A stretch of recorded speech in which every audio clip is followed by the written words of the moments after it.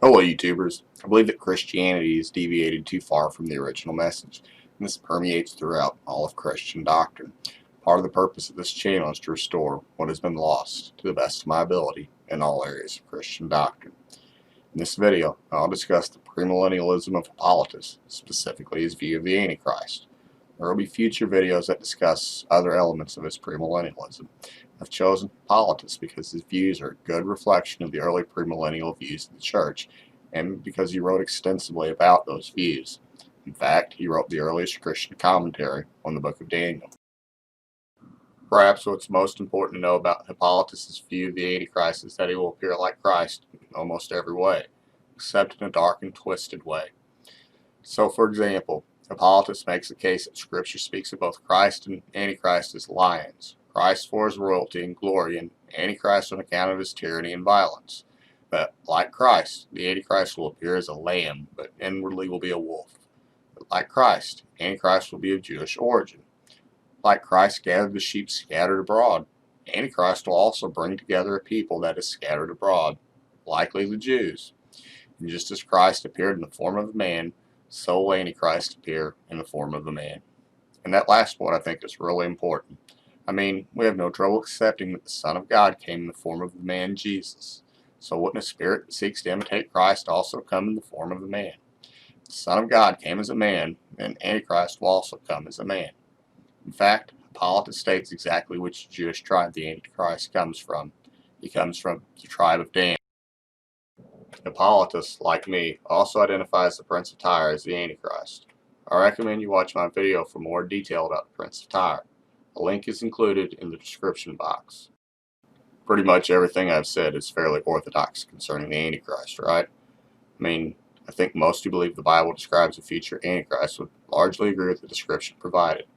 But before I continue, let me ask, how can we recognize the Antichrist if we can't recognize his kingdom? Could we recognize the President of the United States without knowing what the United States is?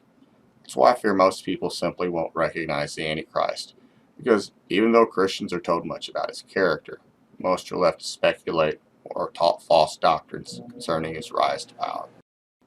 Hippolytus taught something far different than what many Christians of today teach about the Antichrist. That is, how the Antichrist rises to power. He concluded that the kingdom of the Antichrist is composed of various democratic nations, what, from hindsight, appears to be our modern world. He came to that conclusion by comparing and contrasting two visions in Daniel, the statue at the head of gold and the vision of 4 different beasts. I'm convinced that he makes a much more persuasive argument for how the Antichrist rises to power than most premillennialists of today. Considering the world Hippolytus lived in, I find his insight to be even more remarkable. See, Hippolytus lived in a world much like our own, where democracy was thought of as good in theory, yet in practical application.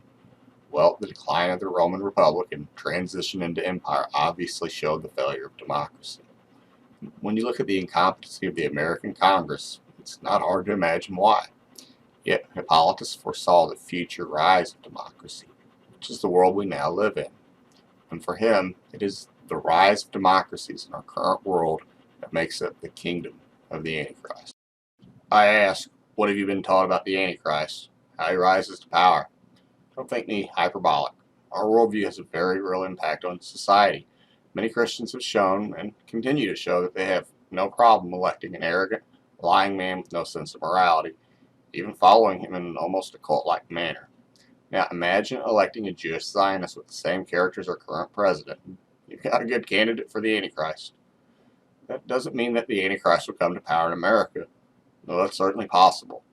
Unlike Trump, however, the nation that the Antichrist leads, as well as other democratic nations, will elect him emperor, forming the end-time empire of the beast, which rises out of the sea.